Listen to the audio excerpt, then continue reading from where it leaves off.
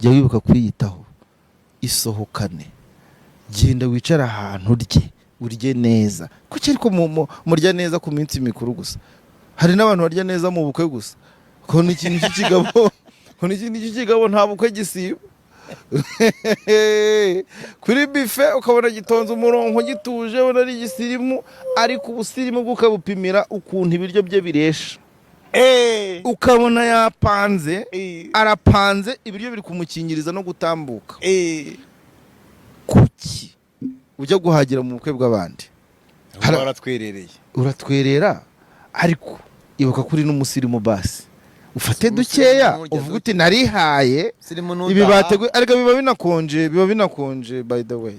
Baba biteguye kare, bayipfunyitse mu mashashi, bari muri bya binyoma uko byategurwa kose, nabura buntu bw'ubuje mwishirisha munsi ngo nukutwereka ko bishyushye. Byateguye kare, nta musirimu ugomba kurarikira bira bityo.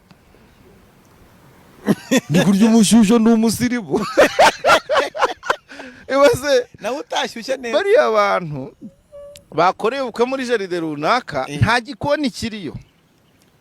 Amasaha ibiryo byatangiye gutekerwa ni 9 z'ijoro aho babitekeye. Yego. Hari imodoka imeze nka fani ije bizanye mu bintu by'ibisorori n'ibisahane bari gukururana aho ngaho. Musirimu we iyo bahe. What?